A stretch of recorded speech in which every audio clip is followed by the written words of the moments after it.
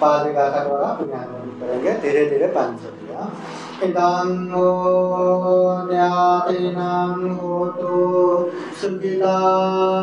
स्वागत है आप सभी का। आप लोग देख रहे हैं बुद्धास टीचिंग चैनल और हम यहाँ महाकारुणिक तथागत बुद्धा और उनके शिक्षाओं के विषय में चर्चा करते हैं।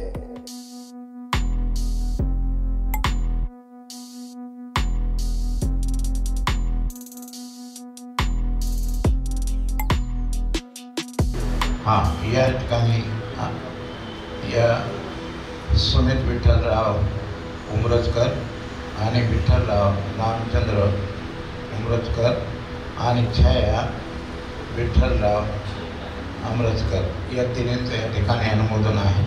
तेव्हा यांचं 20/7/1986 रोजी आणि 31/18/2022 प्रथम पुण्यस्मरण आपण या ठिकाणी करत आहोत। तत्पूर्वी मी या ठिकाणी अशी सूचना करतो की अमित विठ्ठलराव उमरजकर यांना अशी सूचना करतो की त्यांनी या ठिकाणी यावं आणि भगवंताची आणि बाबासाहेबांची दीपदीपाने पूजा करावी अशी त्यांना सूचना आहे। तसेच वैशाली उमरजकर सेलेन काळे या लोक व्यवस्थित करा, आरामाने करा, काही करू नका। एक एक मेणबत्ती वगैरे हार वगैरे घ्या, पहिले फुलं अर्पण करा ना सर्वांना।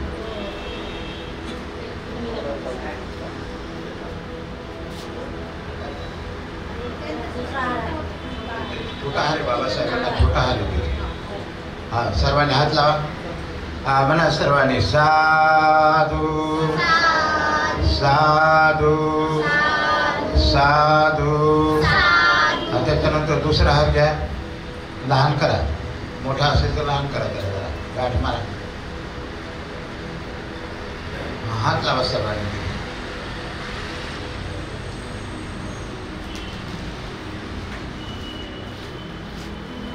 म्हणा साधू साधू।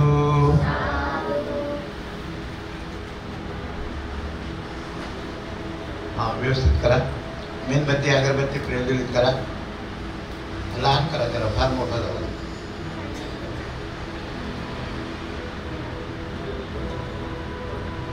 आरामाने करा, साडू पाडू नका।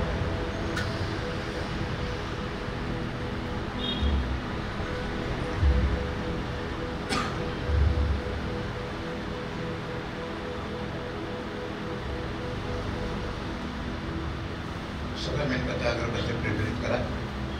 तुम्ही पण करा ना काही।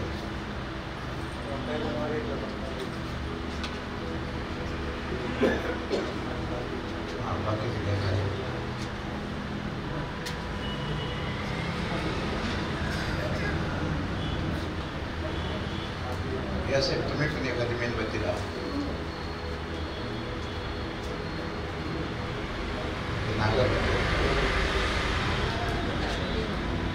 लावा अगरबत्ती लावा। इथं उभं राहा भैया, उमरजकर साहेब इथं उभं राहा।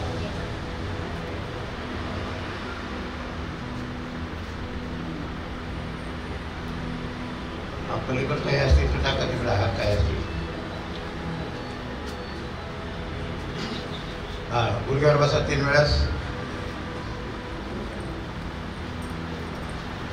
3 वेळेस वंदन करा। बुद्धं नमामि, धम्मं नमामि, संघं नमामि। बसा आपल्या जागेवर, ज्या ठिकाणी आहे त्या ठिकाणी व्यवस्थित बसा। एका लाईनीत बसलं तर बरं होईल, कारण आपला सगळ्याला व्हिडिओ निघणार आहे, सगळे व्यवस्थित बसा। हां, या ठिकाणी ही पूजेचा कार्यक्रम या ठिकाणी जवळजवळ संपलेला आहे। तेव्हा मी आपल्यातर्फे आणि माझ्यातर्फे बंधूजीला अशी विनंती करतो की पुढील कार्यक्रम बंधूजीने पार पाडावा अशी माझ्यातर्फे आणि आपल्यातर्फे बंधूजीला मी विनंती करतो की पुढचा कार्यक्रम आपण पार पाडावा अशी आमची सर्वांची विनंती आहे।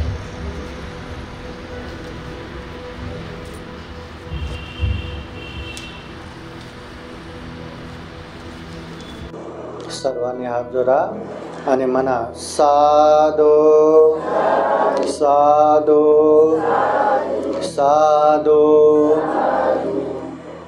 महाकारुणिक तथागत भगवान बुद्ध धम्म संघ को त्रिवार वंदना। परम पूजनीय बोधिसत्व डॉक्टर बाबा साहब आम्बेडकर आज के विशेष पुण्यानुमोदन कार्यक्रम में उपस्थित पूजनीय भिक्षु संघ, पूजनीय भिक्षु अनिरुद्ध थेरो, पूजनीय भिक्षु संघपाल, श्रामणे शीलवंत, श्रामणे विजयानंद प्रमुख, यहाँ उपस्थित संपूर्ण उपासक उपासिकाएं। सर्वप्रथम हम महाकारुणिक तथागत बुद्ध धम्म संघ को 3 बार पाली गाथा द्वारा वंदन करेंगे। जैसा मैं कहता हूँ आप लोग हाथ जोड़ते हुए वैसा ही कहिए। अरहं सम्मा संबुद्धो भगवा बुद्धं भगवन्तं अभिवादेमि। स्वाखातो भगवता धम्मो धम्मं नमस्सामि। सुपतिपन्नो भगवतो सावक संघो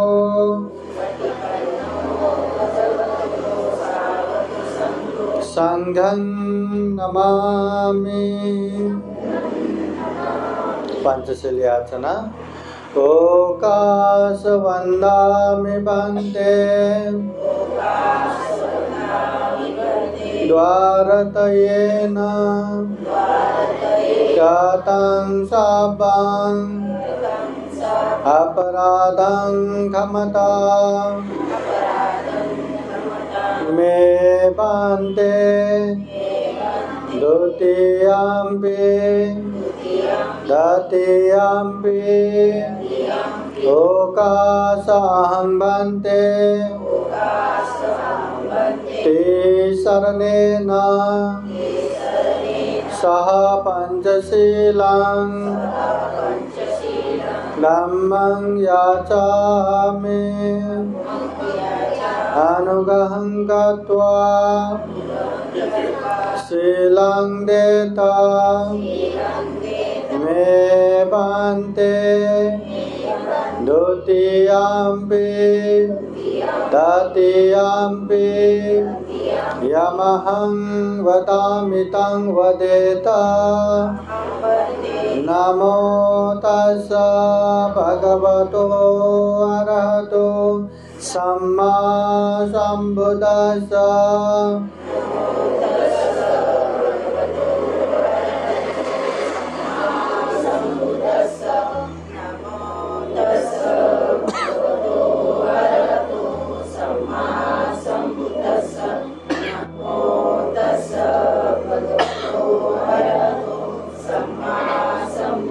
बुद्धं शरणं गच्छामि, धम्मं शरणं गच्छामि, संघं शरणं गच्छामि, द्वितीयम्पि बुद्धं शरणं गच्छामि, द्वितीयम्पि धम्मं शरणं गच्छामि, द्वितीयम्पि संघं शरणं गच्छामि, तृतीयम्पि बुद्धं शरणं गच्छामि, तृतीयम्पि धम्मं शरणं गच्छामि, तृतीयम्पि संघं शरणं गच्छामि, ते शरणगमनं परिपूर्णं पानातिपाता वेरमणि सिक्खापदं समादयामि।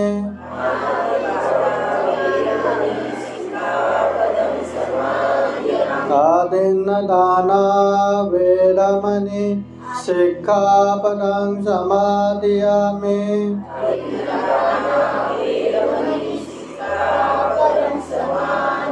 कामेषु मिच्छाचारा वेरमणि सिक्खापदं समादियामि।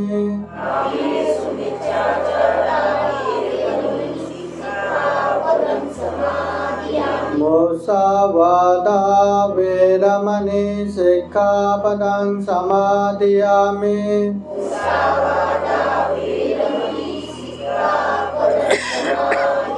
सुरामेरयो मज्जपमादत्ताना वेरमणि सिक्खापदं समादियामि।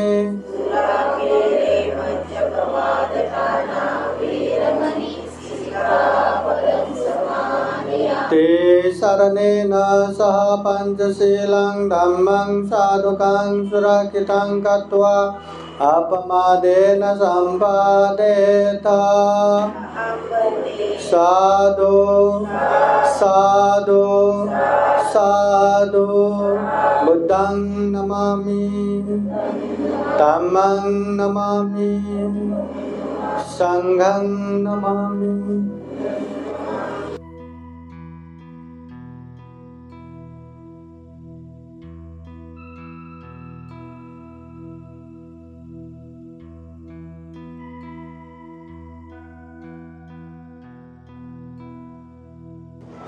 सभी जन हाथ जोड़े और बोलिए साधु साधु साधु। महाकारुणिक तथागत बुद्ध धम्म संघ के अनंत गुण धम्म और आशीर्वाद से भरा हुआ परित्राण पाठ अभी पूजनीय भिक्षु संघ करेंगे। बुद्ध धम्म संघ के अनंत गुण धम्म और आशीर्वाद के अनुभव से विशेष रूप से जो हम ये पुण्यानुमोदन कार्यक्रम कर रहे हैं, काल कथित उपासक सुमित, उपासक विठ्ठलराव, उपासिका छाया, जो भी दिवंगत हो चुके भाई है, आई बाबा है, जितने भी ज्ञाति बंधु है, सबको सुगति प्राप्त हो, दुख मुक्त निर्वाण प्राप्त हो और जीवित संपूर्ण परिवार बंधु बांधव सबके जीवन में बुद्ध का आशीर्वाद रहे, धम्म का आशीर्वाद रहे, संघ का आशीर्वाद रहे, ऐसे कामना करते हुए अभी पूजनीय भिक्षु संघ परित्राण पाठ करेंगे। श्रद्धा पूर्वक परित्राण पाठ सुनने के लिए 3 बार साधु साधु बोलिए। समन्ता चक्रवालेषु अत्र गच्छन्तु देवता सातमं मुनिराजस शृण्वन्तु सद्गमोक्षदं धम्मश्रवणकालो अयं वदन्ता धम्मश्रवणकालो अयं वदन्ता परितधम्मश्रवणकालो अयं वदन्ता। नमो तस्सा भगवतो अरहतो सम्मा सम्बुद्धास्सा। नमो तस्सा भगवतो अरहतो सम्मा सम्बुद्धास्सा। नमो तस्सा भगवतो अरहतो सम्मा सम्बुद्धास्सा। इति पिसो भगवानहं सम्मा सम्बुद्धो वेदान्तरं सम्पन्नो सुगतो लोकवेदो अनुत्तरो पुरुषधम्मसारथे सतादेव मनुष्याणां बुद्धो भगवान् स्वकातो भगवता धम्मो सांदितिको अकालिको येहि पासिको पनायिको पाचतां वेदितापो त्विन्यो हेते सुपतिपन्नो भगवतो सावक संघो सुपतिपन्नो भगवतो सावक संघो न्यायपतिपन्नो भगवतो सावक संघो सामेति पतिपन्नो भगवतो सावक संघो यदिदं चत्तारि पुरुषयुगानि अथ पुरुषभोगला ये भगवतो सावक संघो आहुनेयो पाहुनेयो दक्षिणेयो अंजलि करणेयो अनुत्तरं पुण्यकेतं लोकसाते एतेन सचवज्जेन सोतिदेवोतु सर्वदा एतेन सचवज्जेन सर्वलोका सर्वभय सर्वरोगो विनाशतो एतेन सचवज्जेन होतु ते जयमङ्गलम् करणीयमथ कुशलेन यन्तं सन्तं पदं अभिसमे च सकोचु च सुचु च सुवसो च समुदो अनतिमानि सन्तु सको च सुवरो च अपकेचो च सल्लौकौ ते शान्तेन्द्रियो च निपको च अपगापो कुलेषु अननुजेतो न च भूतं समाचरे किञ्चित् येन विन्यो परे उपवदयं सुखिनो वा खेमिनो वन्तु सर्वे सता भवन्तु सुखिता ये केचिपानभूताते तसावधावनाव अनवशेषा एकावायेवमन्ताव मचिमारसकानुकतुला देतावायेवादेता ये चदूरे वसन्ति अभिदूरे भूतावा सम्भवे शिव सर्वे सता भवन्तु सुखिता न परो परान्निको वेद नातिमन्येत कथचिनं कञ्चित् यारोसनापतिकसंज्ञा नान्यमन्या सलोकमेजय माता यथा नियम्भूतं आयुषा ये कपोतमनुरागे एवं विषमभूतेषु मानसं भावये अपरिमाणं मेतं च सापलोकास्मिन् मानसं भावये अपरिमाणं भूतं अदोषतिरियं च असंवादं अवेदं असंवादं तेतं चरं निसिन्नो वा शयानो वा यावतः विगतमेधो एतं सदिङ्गदितेय ब्रह्मवेतं विहारं इदमाहो देतेन चानुपगमशीलवा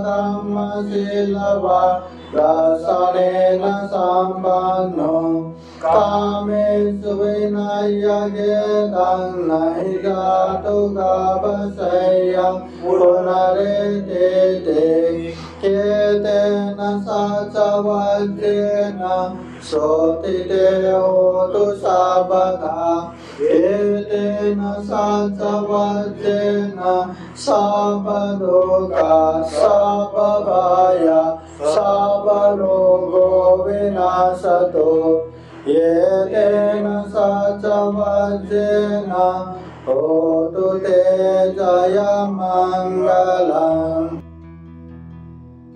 पवातदीपतुल्याय सायो सन्ततियाकयं परोपमाय सम्भासं पावयामरणासते महासम्पत्ति सम्पदा यथा सतामता इदा तथाहं मरिष्यामि मरणं मम हेषते उपात्या सहे वेदं मरणं आगतं सदा मरणार्थाय अवकाशं वदको व्ययसते एषकं अनिवार्तार्थं सततं गमनो सुखं जीवितं उदयार्थं सूर्यो वियतावते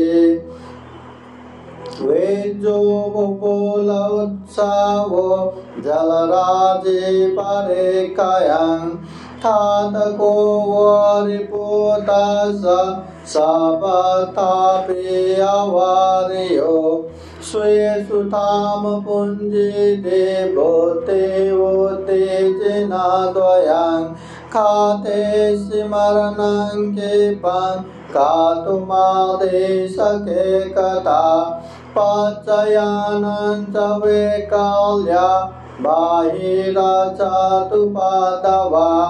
मरामोरं निमेषाभि मरमानो अनुकनन्ते एतेन सच्चवच्चेन सोतिते होतु सर्वदा एतेन सच्चवच्चेन सर्वलोका सर्वभया सर्वरोगो विनाशतो एतेन सच्चवच्चेन होतु ते जयमङ्गलम् यं दुर्निमित्तं अवमङ्गलं च यो च मनापो सकुनं ससाधो पापगहो दुष्विनं अकन्तं बुद्धानुभावेन विनाशमेन्दो यं दुर्निमित्तं अवमङ्गलं च यो च मनापो सकुनं ससाधो पापगहो दुष्विनं अकन्तं धम्मानुभावेन विनाशमेन्दो यं दुर्निमित्तं अवमङ्गलं च यो च मनापो सकुनं ससाधो पापगहो दुष्विनं अकन्तं संगानुभावेन विनाशमेन्दो दुःखपत्ता च निर्दुःखा भयपत्ता च निर्भया शोकपत्ता च निःशोका भवन्तु सर्वे विपानिनो एतावता च मेहि सम्पदं पुण्यसम्पदं सर्वे देवानुमोदन्तु सर्वसम्पत्तिसिद्धिया दानं ददन्तु सत्ताय शीलं रक्षन्तु सर्वदा पावनविरतावन्तु गच्छन्तु देवतागता सर्वे बुद्धा बलवता पचेकानं च यं बलं अरहन्तानं च तेजेन रक्षं वन्दामि सर्वशो आकाशता च भूमता देवानागमहितिका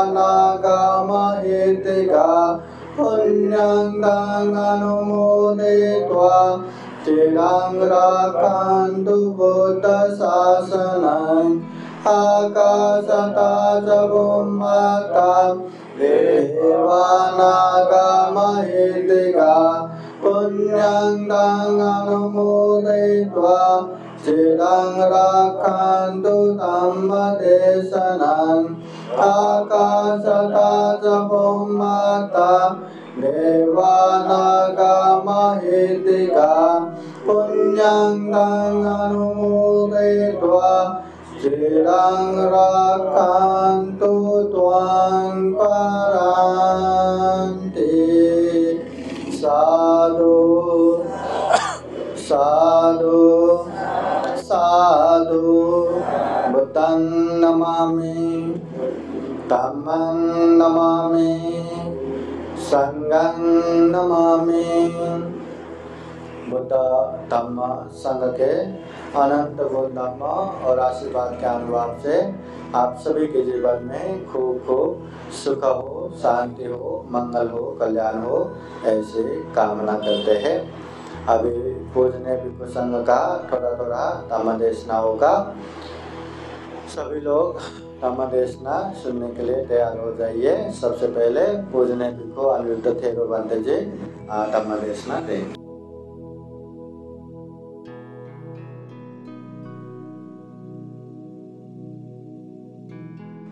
नमो तस्स भगवतो अरहतो सम्मा सम्बुद्धस्स। नमो तस्स भगवतो अरहतो सम्मा सम्बुद्धस्स।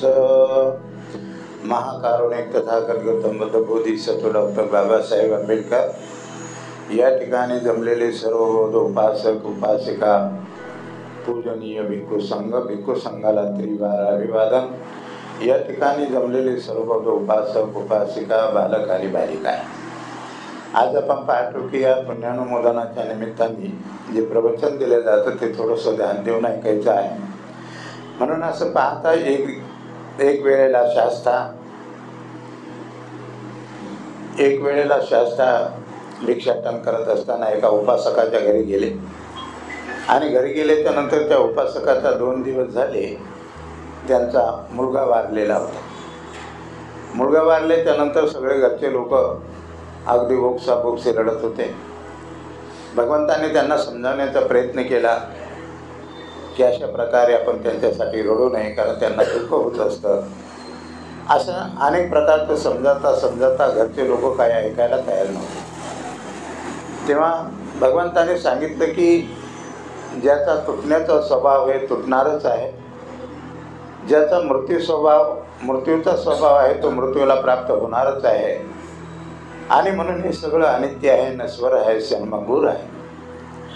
असं म्हणल्याच्या नंतर भगवंताने आपली पूर्वीची एक कथा सांगितली, कहाणी सांगितली।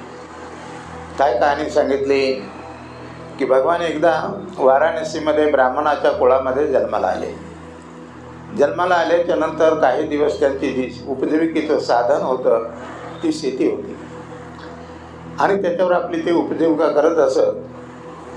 बोधिसत्वाच्या कुटुंबामध्ये 6 लोक राहत असत।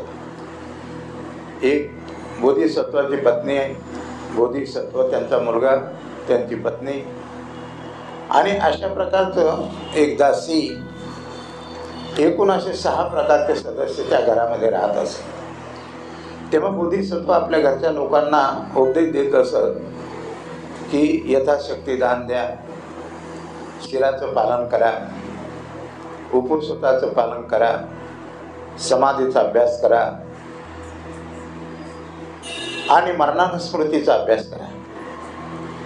असं सांगत असताना बोधिधर्म जे काही सांगायचे ते घरातील साईच्या साई, पाची चपाचे लोक त्यांचं पालन करत असत आणि ते यथाशक्ती आपले जसं जमेल तसं ते दान देत असत, शिलाचं पालनही करत असत, मरणानुस्मृतीचा अभ्यासही करत असत, समाधीचा अभ्यासही करत असत। अशा प्रकारे जे काही बुद्धाने सांगितलेलं, बोधिसत्वाने सांगितलं ते काटेकोरपणे पालन करत असत।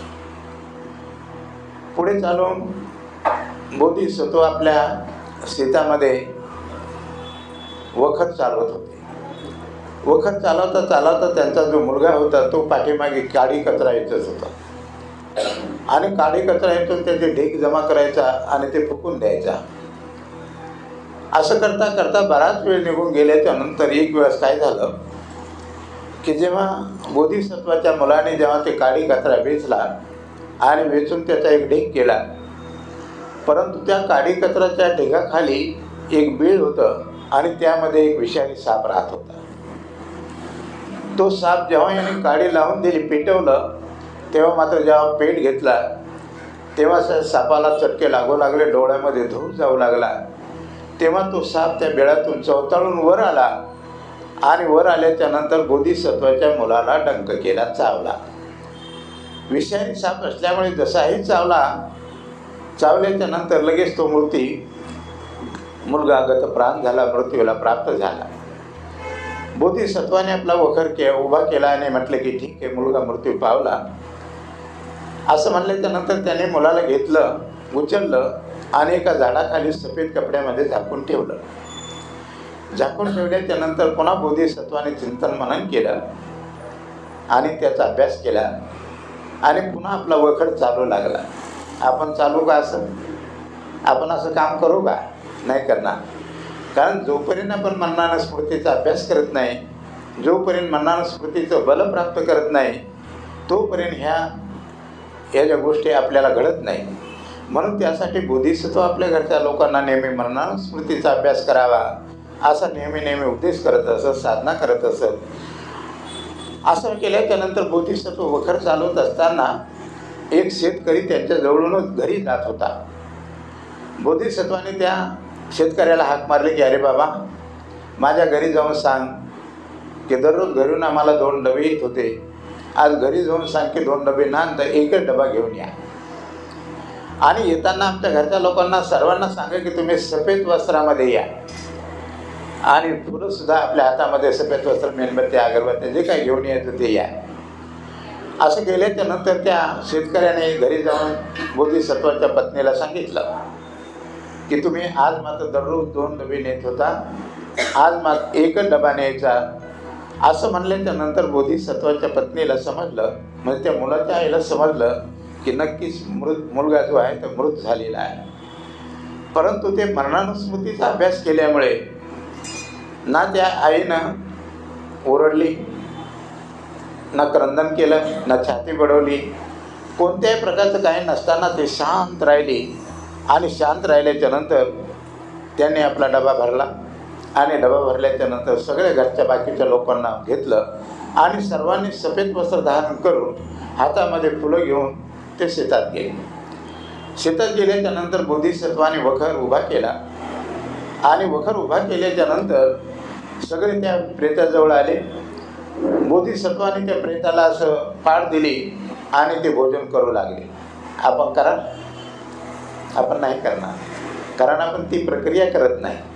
म्हणून त्याने असे भोजन केलं आणि भोजन केल्याच्या नंतर सर्वांनी उठले आणि जे काही काडी कचरा जमा करायचा सरळ रचलं. सर्वांनी मननानं स्मृतीचा अभ्यास केला आणि लगेच प्रेताला अग्नी दिला. अग्नी दिल्याच्या नंतर मात्र डोळ्यातून जे काही 5-6 लोक बोधिसत्वाला धरून जे उभे होते त्या साईच्या डोळ्यातून एक सुद्धा आसू टपकला नाही, एक सुद्धा आसू टपकला नाही. कोणी सुद्धा अशा प्रकारे रडत नव्हतं किंवा डोळ्यातून आसू गाळत नव्हते. तर हा सगळा खेळ जो आहे तो मरणानुस्मृतीचा अभ्यास आणि साधना आणि विपश्यनेचा तो प्रभाव आहे. म्हणून अशा प्रकारे कोणी काही न रडता अगदी शांत चित्ताने त्याला अग्नी दिला. अग्नी दिल्याच्या नंतर शक्राला असा अचंबित झालं की शक्र म्हणाला की अरे, एकुलता एक मुलगा आणि तो मृत्यूला प्राप्त झालेला आहे, परंतु यांच्या डोळ्यातून कोणाचे आसू टपकत नाही. असं म्हणल्याच्यानंतर शक्र आनंदित झाला आणि ताबडतोब तो त्या शरणाजवळ येऊन बोधिसत्वाला विचारतो की हे तुम्ही काय करत आहात. तेव्हा बोधी शक्राला सांगतो की मी या माणसाला जाळत आहे. परंतु शक्री बोधिसत्वाला म्हणतो की मला असं वाटत नाही, मला असं वाटतं की तुम्ही मात्र कोणीतरी हरणाची शिकार केलेली आहे आणि ते तुम्ही मात्र भाजून खात आहात, भाजत आहात असं मला वाटतं. तेव्हा बोधिसत्व म्हणाला, नाही महाराज, हा माझा खरोखरच प्रिय पुत्र होता, आज्ञाकारी पुत्र होता. मग शक्राने विचारलं, तुम्ही रडत का नाही? तेव्हा बोधिसत्वानं उत्तर दिलं की जसा साप आपली केंचोरी सोडून निघून जातो तसा मनुष्य सुद्धा आपला शरीर सोडून निघून जातो. काय म्हटला की जसा साप आपली केंचोली सोडून निघून जातो त्याचप्रमाणे मनुष्य सुद्धा आपलं शरीर सोडून निघून जातो, मृत्यूला प्राप्त होतो. त्याचप्रमाणे ज्यांनी जर पुण्य केला असेल तो सद्गतीला गेला असेल, त्याने जर पाप केला असेल तो दुर्गतीला गेला असेल. म्हणून ज्याची जी गती होती त्या गतीला तो प्राप्त झाला. याच्यात रडायचं काय? काय रडायचं? असं म्हणल्याच्या नंतर शक्राने मुलाच्या आईला विचारलं की अम्मा तू का रडत नाही? तिने विचारलं की अशा प्रकारे तो जेथून आला तो विचारून नाही आला, तेथून आला तो विचारून नाही आला, आणि येथून गेला तर विचारून नाही गेला, जसा आला तसा गेला. मग याच्यात काय रडायचं? आणि त्याला अग्नी दिल्याच्या नंतर तो मात्र कुणाचाही राहत नाही.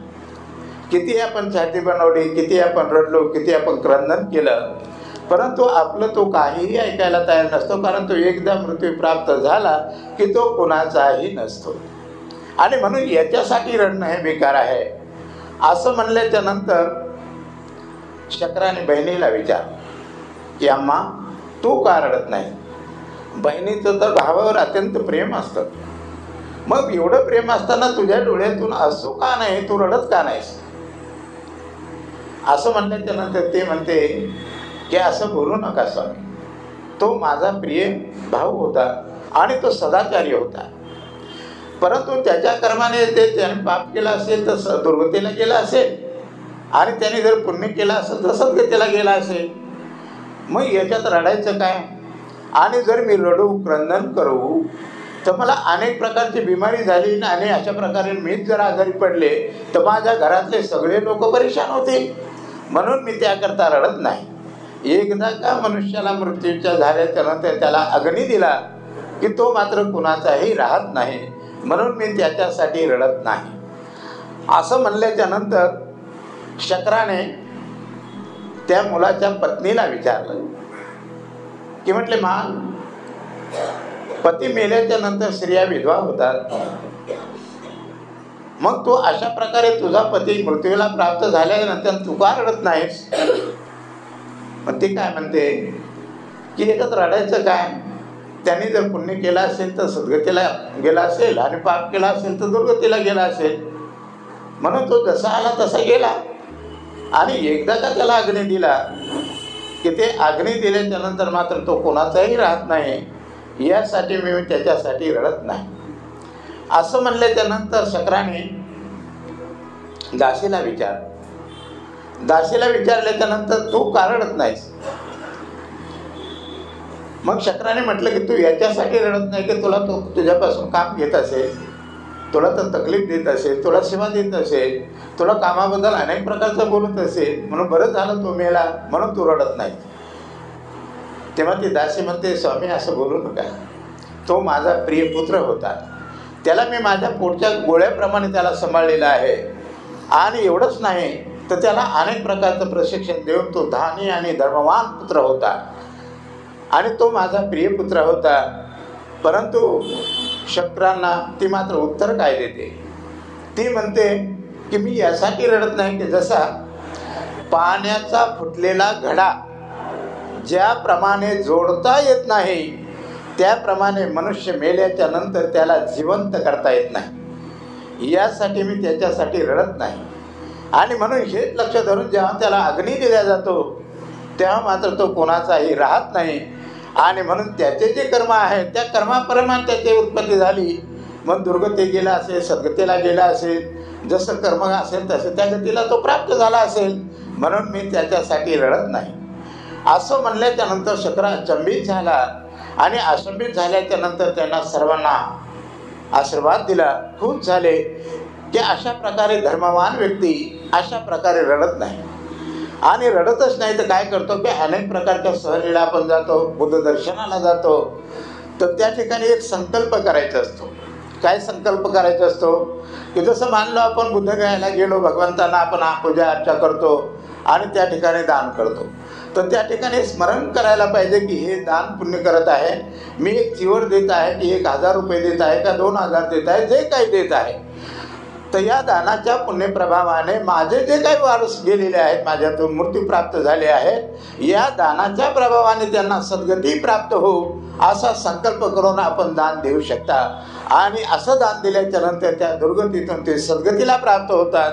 म्हणून अशा प्रकारे आपण कुठेही जरी गेलं तर अशा प्रकारचा संकल्प करून त्याच्या नावाने दान कर्म केलं पाहिजे. आणि हे दान कर्म केल्याच्या नंतर ते जर दुर्गतीला प्राप्त झाले तर ते सद्गतीला प्राप्त होतात. म्हणून आपण वेळोवेळी हे जो कार्यक्रम करता तो यासाठी करता की आमच्या यातून अमुक अमुक 3 जण गेलेले आहेत, त्यांना सद्गती प्राप्त व्हावी, भिक्षूंना भोजन द्यावं, अनेक प्रकारचे पाहुणे आहेत त्यांना भोजन द्यावं, मित्रमंडळी आहेत त्यांना भोजन द्यावं. आणि या दानाच्या प्रभावाने ते जर दुःखद गतीला प्राप्त झाले असतील तर ते सद्गतीला प्राप्त व्हावं, यासाठी सगळा हा कार्यक्रम आहे. आणि म्हणून मी या ठिकाणी थांबतो. आणि मी थांबून या ठिकाणी जे भंतेजी बसलेले आहेत, डॉक्टर इंदवस भंतेजी स्तवी महास्तवी, यांना मी अशी आपल्यातर्फे आणि माझ्यातर्फे अशी विनंती करतो की त्यांनी पुढची धम्मदेशना देऊन आम्हाला उपकृत करावं, असे मी भंतेजीला विनंती करतो.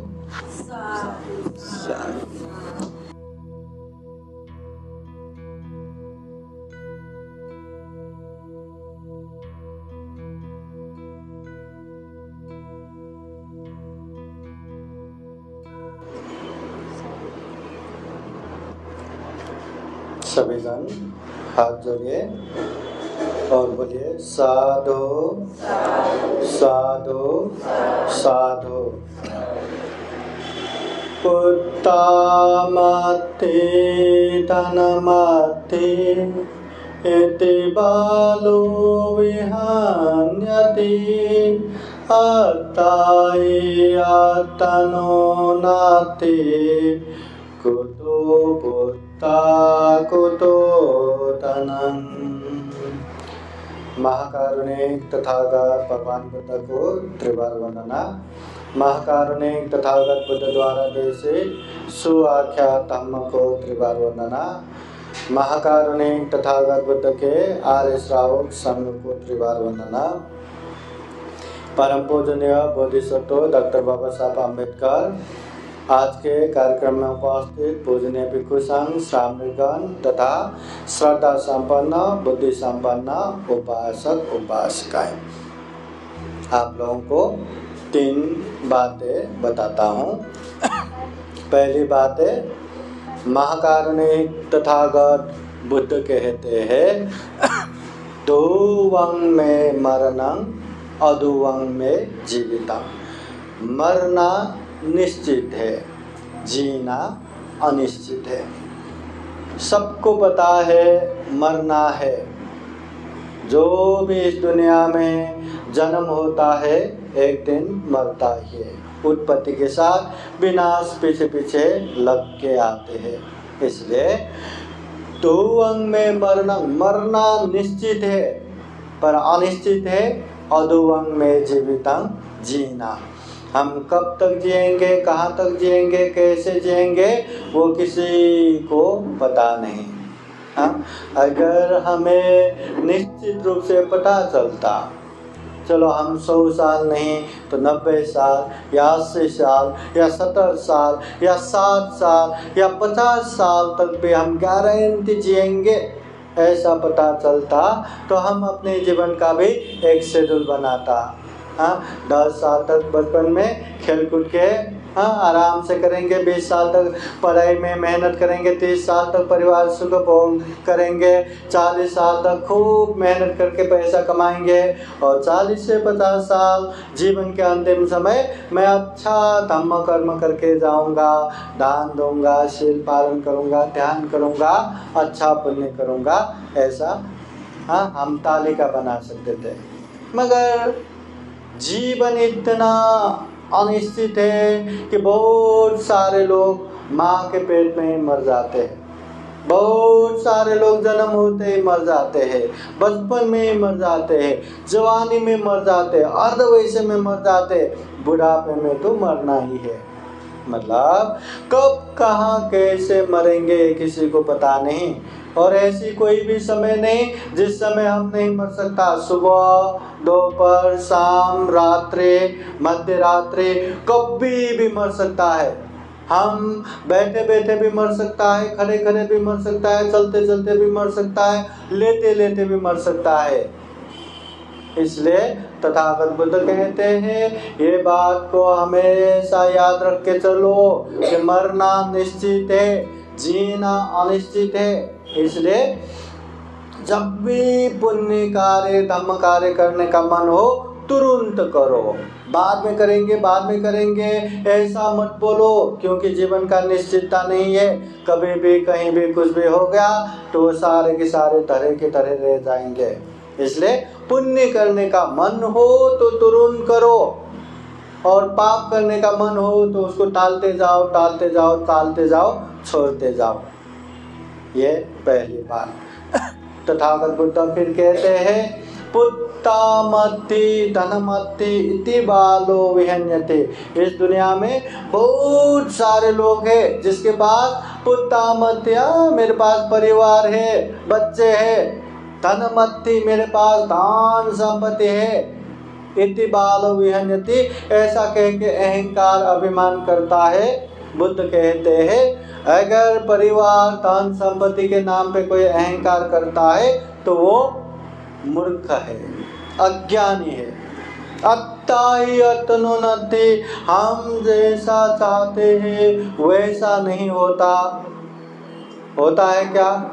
ये हाथ मेरा है, ये पैर मेरा है, ये शरीर मेरा है, कभी मुझे बुखार आए, अरे ये बुखार भी मेरा है, शरीर भी मेरा है, ये बुखार चला जाता है क्या? हाँ, ये मेरे हाथ है, यहाँ मैंने ब्लेड से थोड़ा सा घाव बना के कह दूं ये हाथ मेरा है, ये घाव अभी के अभी चला जाएगा क्या? नहीं। अपना शरीर हो के भी हम जैसा चाहते वैसा नहीं होता। अगर ऐसा होता तो हर कोई बूढ़ा होता ही नहीं, सब जवान होके रहता, हर कोई सुंदर एकदम ब्यूटीफुल हैंडसम बन के रहता, हर कोई एकदम निरोग होके रहता। मगर ये शरीर भी हम जैसा चाहते वैसा नहीं है। तो कुतो पुत्ता, वो परिवार कहाँ हम जैसा चाहते वैसा होता है। कुतो धनंग, ये धन संपत्ति कहाँ हम जैसा चाहते वैसा होता है। इसलिए बुद्ध कहते हैं ये धन संपत्ति के नाम पे, ये परिवार के नाम पे ज्यादा अहंकार करना ठीक नहीं है। ये मूर्खता का लक्षण है, ये अज्ञानी का लक्षण है। बहुत सारे मेरे ऐसे डॉक्टर है, इंजीनियर है, मेरे बच्चे ऐसा है। डॉक्टर इंजीनियर होके भी उसको खुद का काम करना रहता है, खुद का बिजनेस रहता है, खुद का जीवन रहता है, और हम मेरा बेटा है तो मेरे साथ ही चाहिए, ऐसा होना चाहिए, वैसा होना चाहिए, बहुत सारा एक्सपेक्टेशन करके रखते हैं, बहुत सारा आशाएं लगा के बैठते हैं, और वैसा नहीं होता तो इतना दुख जिसका सीमा ही नहीं। इसलिए ज्यादा एक्सपेक्टेशन रख के भी बैठना ठीक नहीं है, कोई भी हो। इसलिए ये परिवार के नाम पे हमें अहंकार होना ठीक नहीं है। परिवार भी देखो ना, हमेशा थोड़ी ना साथ में रहने वाले हैं, हर कोई तो मरना ही है। कोई जल्दी मरेगा, कोई थोड़ा लेट मरेगा, कभी कोई हमसे पहले जाएगा, कोई हमारे बाद जाएगा, मगर जाना सबको है। इस दुनिया से जिंदा कोई नहीं जा सकता, हर किसी को मरना ही है। तो परिवार में भी मेरा पुत्र, मेरा परिवार, मेरा अमुक, मेरा धमुक करके इतना लगाव रख के, इतना चिपकाव करके अटैच होके बैठेंगे तो हमेशा दुख ही होगा। और ऐसे कोई मर गए तो इसका दुख का सीमा भी नहीं रहता। इसलिए परिवार जो एक दिन छोड़ के ही जाने वाले हैं उसके लिए ज्यादा अहंकार नहीं करना।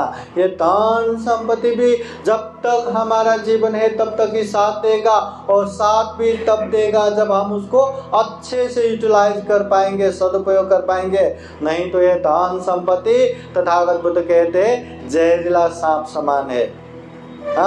अपने अपने में भी शत्रुता पैदा करता है। तो धन संपत्ति अच्छे से सदुपयोग करना चाहिए, तब जाके वो हमारा साथ देगा। ये धन संपत्ति कभी भी कहीं भी पानी में बह के, आग में जल के, शत्रु षड्यंत्र करके, चोर डाकू लूट के, सरकार सर्वसहरण करके भी खत्म कर सकते हैं। तो ऐसे धन संपत्ति के लिए हमें अहंकार नहीं करना, हमें अभिमान नहीं होना। तो इसलिए मेरे पास धन संपत्ति है, मेरे पास परिवार है, मेरे पास ये है वो है करके अहंकार करना ये बुद्धिमानी नहीं है, ये मूर्खता का लक्षण है, हमेशा याद रखना।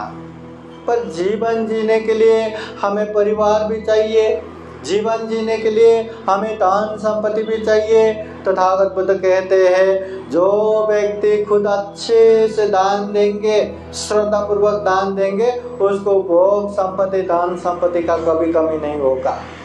और जो व्यक्ति दूसरों को भी अच्छे से समझा बुझा के दान दिलाएंगे, उसको परिवार संपत्ति भी कभी कमी नहीं होगा। परिवार भी ऐसे परिवार जो दिल से साथ देने वाले। तो ये बातें हमेशा याद रखना है। और तीसरी बात, तथागत बुद्ध कहते हैं किच्छु मनुष्य पति लाभो किच्छु मच्चान जीवितम। ये मनुष्य जीवन प्राप्त होना दुर्लभ है। मनुष्य होके मनुष्य की तरह जीना ये दुर्लभ है। किच्छं सत्तम सवनं, ये मनुष्य जीवन में सही धम्म सद्धर्म सुनना भी दुर्लभ है। किच्छु बुद्धानुपादो, बुद्ध का उत्पन्न होना भी दुर्लभ है। तो मनुष्य जीवन प्राप्त होना दुर्लभ, मनुष्य होके मनुष्य की तरह जीना दुर्लभ, सद्धर्म सुनना दुर्लभ, बुद्ध उत्पन्न होना दुर्लभ। हमें इतना दुर्लभ जीवन मिला है, मनुष्य जीवन मिला है। जितने भी प्राणी है, सारे प्राणी जगत में सर्वश्रेष्ठ ये जीवन है। हम में विवेक बुद्धि है, चिंतन मनन शक्ति है, प्रज्ञा है। हर चीज को अच्छे बुरे पाप तमो कुशल अकुशल योग्य अयोग्य हम अच्छे से समझ सकते हैं। इतना ही नहीं, हर पाप से दूर हो सकते हैं, हर पुण्य कार्य में आगे बढ़ सकते हैं। और ऐसा काम सिर्फ और सिर्फ मनुष्य ही कर सकते हैं, मनुष्य के अलावा कोई भी नहीं कर सकते। तो ऐसे दुर्लभ जीवन मिला है, और ऐसे दुर्लभ जीवन में तथागत बुद्ध हमें मिला है। बाबा साहब की पुण्याई कि हमें बुद्ध मिला, धम्म मिला, संघ मिला, और ऐसे बुद्ध भी मिला, और दुर्लभ सद्धर्म सुनने को भी मिल रहा है, बुद्ध वाणी सुनने को भी मिल रहा है। तो ऐसे दुर्लभ जीवन में तथागत बुद्ध के सद्धर्म को अच्छे से सुनना है, समझना है, पालन करना है, मनुष्य की तरह जीना है, ये भी दुर्लभ है। इसलिए हमेशा याद रखना, इतना दुर्लभ जीवन मिला है। एक बार ये दुर्लभ जीवन से गलत काम करके पतन हो गया तो फिर से वापस ये जीवन मिलने वाला नहीं है, बहुत ही मुश्किल है। इसलिए हम पुण्य कर सकते हैं, पाप से दूर हो सकते हैं, तो जितना हो सके उतना पाप से दूर होना चाहिए, जितना हो सके उतना पुण्य कार्य धर्म कार्य करना चाहिए। देखिए, जीने के लिए हर कोई संघर्ष करता है, परिवार में रह के संतान उत्पादन हर कोई करता है, जीवन से मरने से भय हर किसी को लगता है और एक दिन मर भी जाता है। ऐसे तो छोटे से छोटे जीव जंतु पशु पंछी हर कोई करता है, वो भी जीने के लिए संघर्ष करते हैं, वो भी अंधे से हो या गर्भ से हो, वो भी बच्चा पैदा करते हैं, वो भी जीने के लिए वो मरने से डरते हैं और मर भी जाते हैं। अगर इतना ही हम में सीमित रहा तो हम में और बाकी प्राणियों में कुछ भी फर्क नहीं है। हम पुण्य कर सकते हैं, हम धम्म कर सकते हैं, हम अच्छे बुरे की पहचान कर सकते हैं और बुराई से दूर हो सकते हैं और अच्छाई में आगे बढ़ सकते हैं। इसलिए इतना दुर्लभ जीवन मिला है तो खूब अच्छे से पुण्य करना है, धम्म करना है। दानं ददन्तु सद्दाय, श्रद्धा पूर्वक दान देते जाना है। शीलम रखन्तु सर्वदा, शील सदाचार का पालन करते जाना है। भावना फिरतावंतो, ध्यान भावना करते करते जाना है। जितना पुण्य है, जितना धम्म है वो करते करते जाना है और जितना अकुशल पाप है उससे दूर होना है। हम मरने के बाद साथ में कुछ भी लेके नहीं जा पाते। जैसे सुमित गया, हमें भी जाना है। जब वो उपासक गया, अरे मेरे परिवार है, किसी को लेके गया क्या? नहीं। अरे मेरा धन संपत्ति है, कुछ लेके गया क्या? कुछ बैंक बैलेंस है, लेके गया क्या? अरे मुझे आगे चल के भी कुछ धन संपत्ति प्रॉपर्टी लगेगा, कुछ ट्रांसफर करके लेके गया क्या? कुछ भी लेके नहीं गया, न परिवार न धन संपत्ति। बाकी तो बाकी ये मेरा हाथ, ये मेरा पैर, ये मेरा शरीर कितना अच्छा लगता है, अपना शरीर कितना प्रिय लगता है। ये शरीर भी छोड़ के गया, ये शरीर भी आग में जला के राख बन गया और वो राख भी पानी में बहा दिया।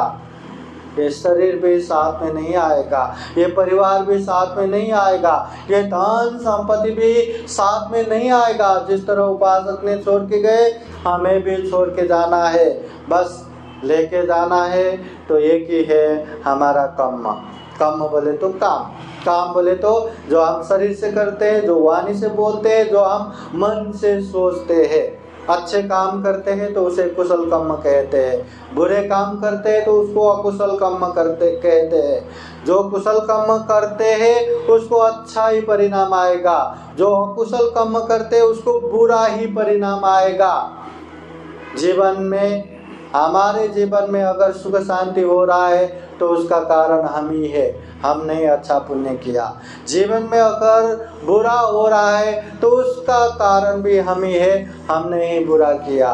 इसलिए अत्ताई अतनो नाथो कोई नाथो परोसिया, हम खुद के मालक खुद ही है, कोई हमारे मालक नहीं है।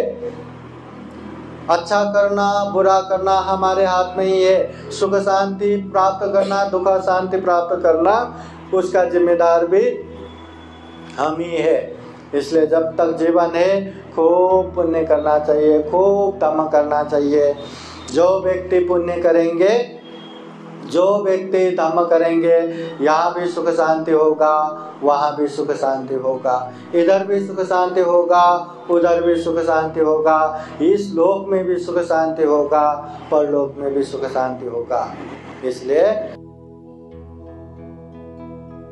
ऐसे दुर्लभ जीवन प्राप्त हुआ है तो दुर्लभ जीवन में खूब पुण्य कर सके, खूब धम्म कर सके।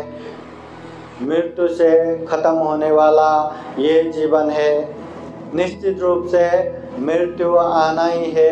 ऐसे जीवन में हम खूब सारा पुण्य धम्म करते करते ये दुर्लभ, यह अमूल्य, ये सर्वश्रेष्ठ मनुष्य जीवन को सफल बना सके, सार्थक बना सके। अंत में जन्म जरा व्याधि मरण से मुक्त निर्वाण तक प्राप्त कर सके, ऐसी कामना करते हुए ये धम्म देशना यही समापन करते हैं। सबका मंगल हो, सबका कल्याण हो। भवतु सब मंगलम। बोलिए साधु साधु साधु। बुद्धं नमामि, धम्मं नमामि, संघं नमामि।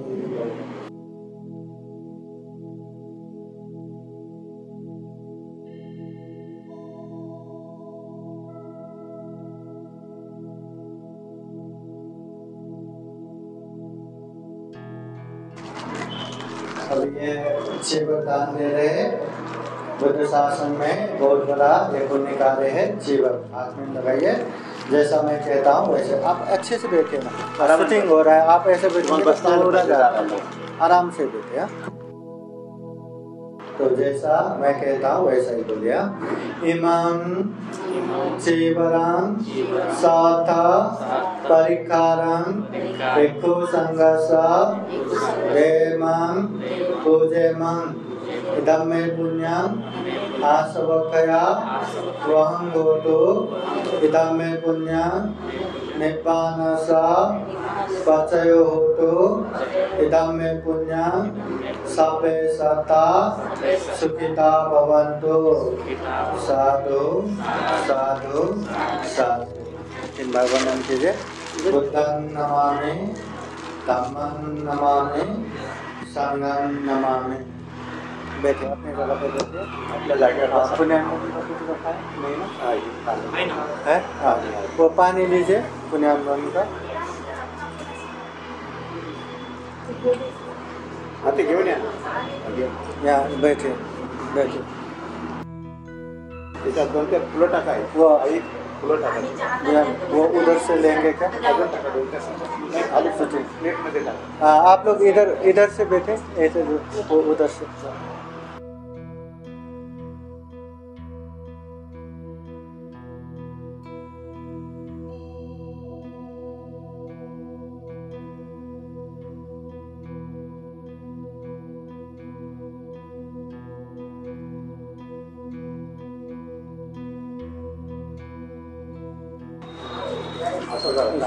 उसको पकड़ो। हाँ, ऐसा पकड़िए। सब लोग वहीं हाथ डालिए। हाँ उसमें ही हाथ डालिए। अभी पुण्यानुमोदन करेंगे। जल को साक्षी रख के ये शरीर द्वारा, ये वाणी द्वारा, ये मन द्वारा भी जो भी हमने पुण्य किया, इस पुण्य के अनुभाव से विशेषतः कालकथित उपासक सुमित जिसका पहला पुण्यानुमोदन है उनको, साथ ही साथ दिवंगत हो चुके आयु बधिर विठल राव छाया उन लोगों को भी ये पुण्य प्राप्त हो, सुगति प्राप्त हो, दुख मुक्त निर्वाण प्राप्त हो, ऐसी कामना करते हुए पुण्यानुमोदन करेंगे। सब लोग हाथ जोड़ के 3 बार साधु साधु बोलिए। नीचे ही रखो, नीचे रखो, नीचे झुकाओ, उसको ही चलाओ ना। हाँ वहाँ चलाओ, उसको थोड़ा लूज करो और ऐसा। हाँ लूज करो। हाँ और ऊपर का भी लूज करो, फिर अपने आप जाएगा। हाँ ऐसा। तो सब लोग हाथ जोड़ के बैठिए। हम पाद गाथा द्वारा पुण्यानुमोदन करेंगे। धीरे धीरे 5 दिया। इदं ज्ञातिनां होतु सुखिता वन्तु ज्ञातयो। इदं ज्ञातिनां होतु सुखिता वन्तु ज्ञातयो। इदं ज्ञातिनां होतु सुखिता वन्तु ज्ञातयो।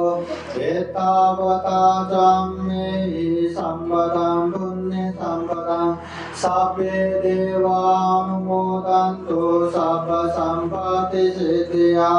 एतावता जाम्येहि सम्पदं पुण्य सम्पदं सब्बे सतानुमोदन्तु सब्ब सम्पत्ति सिद्धिया। एतावता जाम्येहि सम्पदं पुण्य सम्पदं सब्बे भूतानुमोदन्तु सब्ब सम्पत्ति सिद्धिया।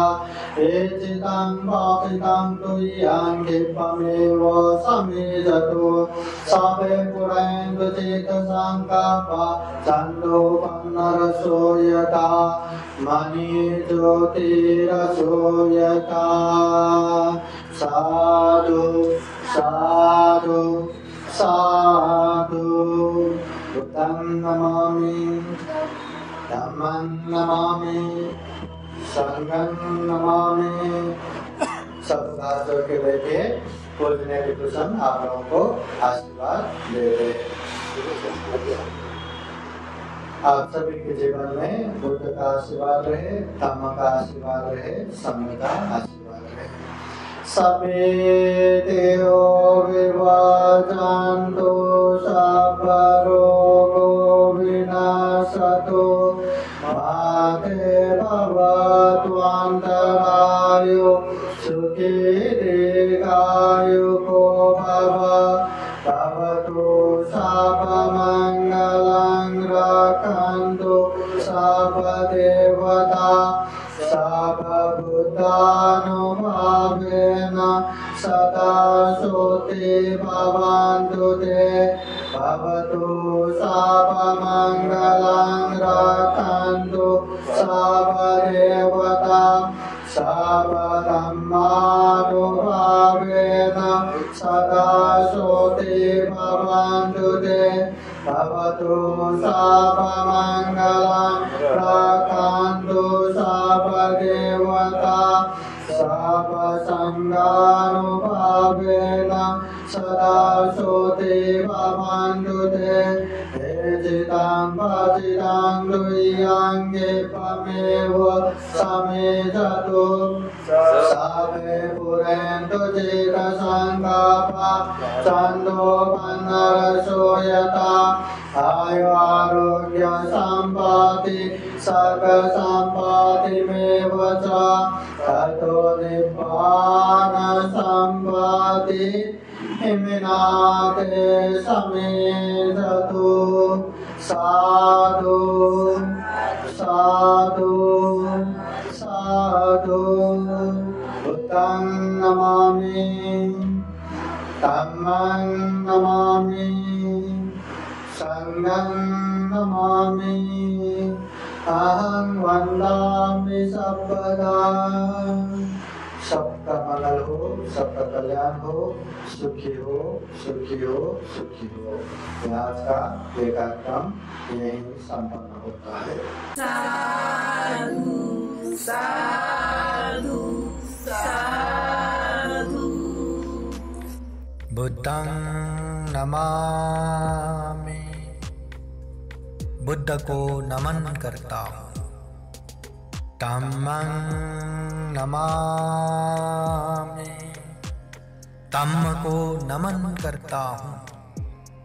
संघं नमामि,